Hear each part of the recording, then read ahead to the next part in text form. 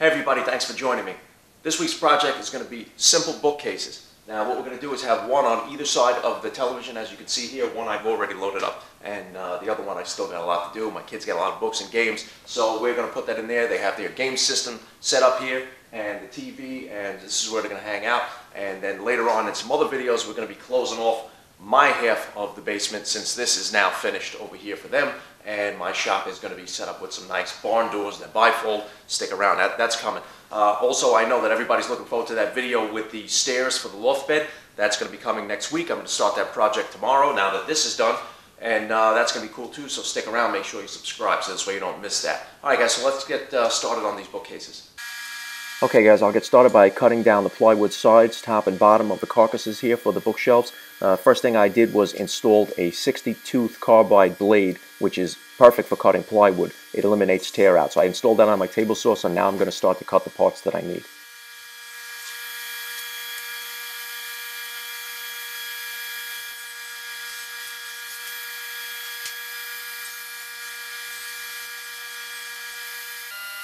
Once I have the parts cut for the carcass, I could start cutting the shelves. I always make the shelves just slightly undersized when I'm making adjustable shelves, because you need to be able to put them in the carcass of the bookcase and move them around. And if you make them too tight, they'll get jammed in there and they won't fit, especially when you paint them or spray them with a water-based finish. Since these bookcases are going to have adjustable shelves, I need to drill the holes for the shelf pins. So I'll just set up a stop block at the base of the sides of the carcass, clamp it in place, and drill out the holes.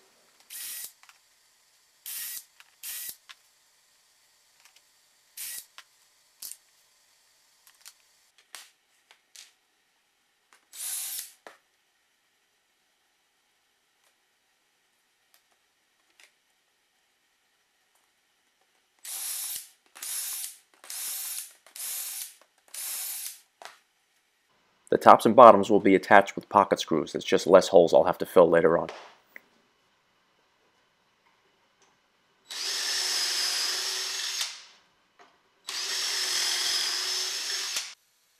I'll use wood glue, and then I'll attach it with pocket screws while holding it in place with a parallel clamp so it doesn't slide around.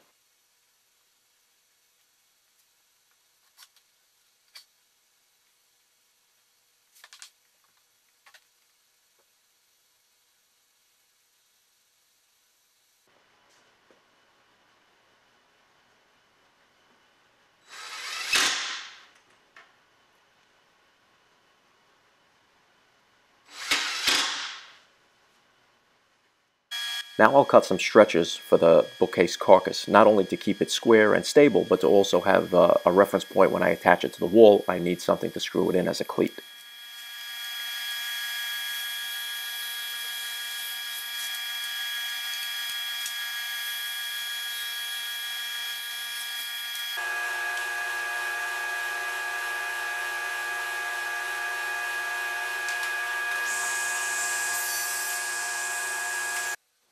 I'll attach the stretcher to the sides using pocket screws from the back so they're not visible, and then I'll install some regular screws from the top, which are also not going to be visible. I won't have to plug those holes. This will keep it tight to the top and the sides.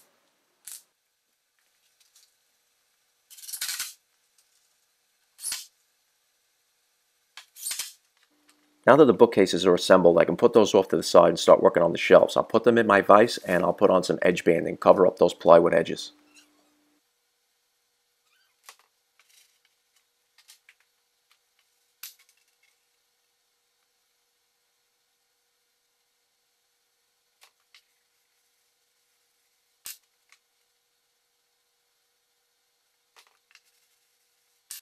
Now the edge banding is oversized, so I'll just take a sharp straight razor and trim off the edges and then sand it flush.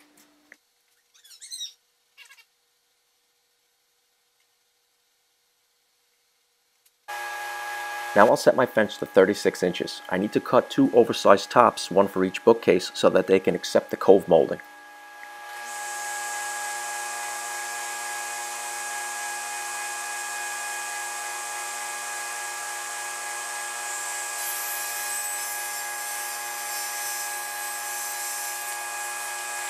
Now that I'm finished cutting all the plywood, I'm going to swap out the 60-tooth carbide blade and put in the 40-tooth general purpose blade. This is going to build up less heat and give me less resistance now that I'm cutting all solid wood.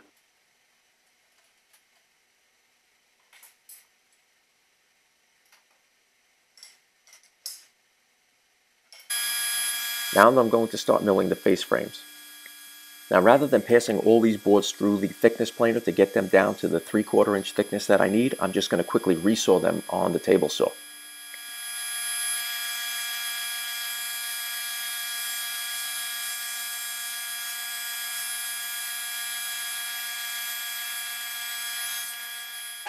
I'll set up a stop block and use my miter gauge to cross cut them all to the length that I need.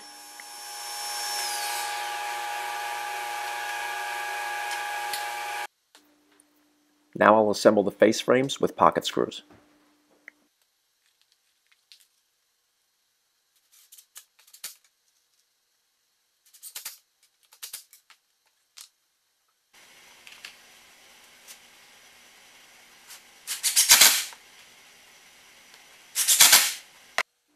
To attach the face frames to the bookcase carcass, what I'll do is apply some wood glue and then I'll attach them, tack them in with some 18 gauge brad nails. Then I'll fill the holes with some wood putty. Now if you're wondering why there's no bottom piece to this face frame, that's because that's a thinner strip, because that's the bottom of the bookcase. And if I make it as thick as the rest of the face frame, then you're going to have trouble getting books and stuff in and out because it's going to get caught on that lip. So I'll cut that strip thinner and nail that in later on. It was too small for the pocket screws.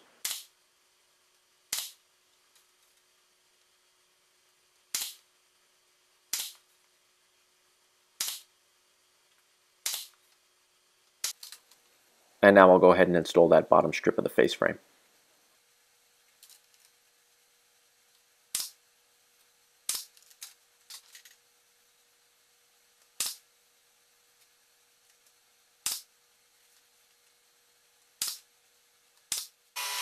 I have my router table set up with a cove molding bit in there, so I'm going to run this through and then I'm going to cut it to the thickness that I need and make my own cove molding. This is much simpler than buying a ton of molding that you don't need and having it left over. It's also a lot cheaper.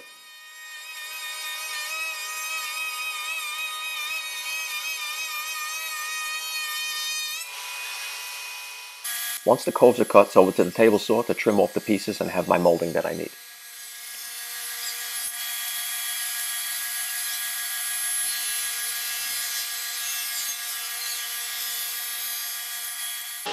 Once they're ripped, I'll cut my angles on the miter gauge to fit around the top.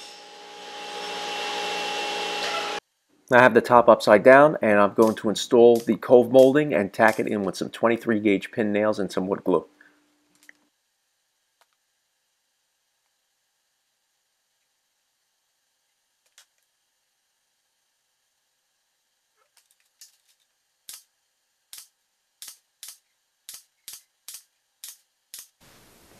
Okay guys, so the lighting isn't too great on this side of the basement where I'm putting these bookcases, but as you can see I got them mocked up. Now I'm going to tear them down and they're not installed on the wall yet. So I'm going to tear them down, take all the shelves out, take all the shelf pins out, bring them into the garage. I set up a kind of a spray booth because I'm going to spray these in semi-gloss white, and when you spray paint, the overspray pretty much goes everywhere and covers everything, so that's going to be completely closed off.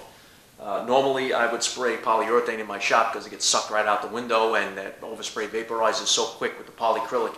It just becomes powdered dust before it even touches the floor. So I'm going to take these into the garage and spray them down. Okay guys, so I have this set up in the garage. You can see everything's covered with backdrops there covering all my tools and the walls, and I'm just going to spray 2 light coats with an HVL spray gun, and then I'm going to sand everything down smooth.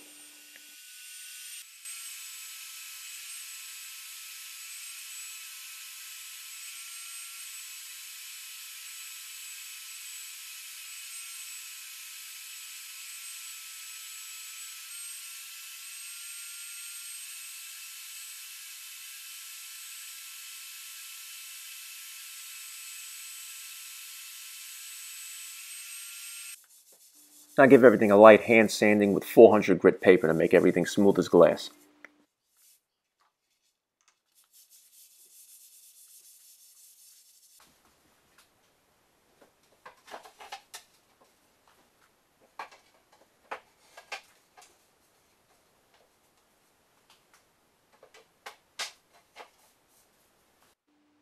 Now I'll pre-drill and anchor these into the beams with some cabinet screws.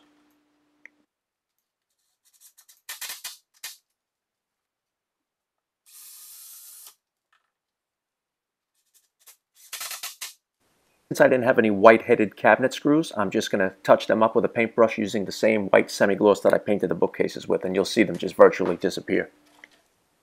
Alright guys, well that's it for this week's project. I hope everybody enjoyed it. I had a lot of fun building it. This is something that you could knock out in a weekend. You just need 2 sheets of plywood and a couple of pieces of poplar and stuff like that. And you can make the molding yourself. As you've seen in the video, I made some cold molding myself. That was for the top here. You just run that, through your router table with a cove bit and then cut it off on the table saw, the exact size that you need. And it saves you some money too. You have to go out and buy these long, extravagant pieces of molding that you don't need when you can make them with a router bit and, make them out of scraps that you have laying around. All right, guys, so make sure you subscribe. Make sure you click that notification bell over there so every time I upload a video, you'll get notified right away. You can follow me on Instagram where you can see pics and videos of upcoming projects and things that are in the works. All right, guys, so make sure you subscribe, and I'll see you next time.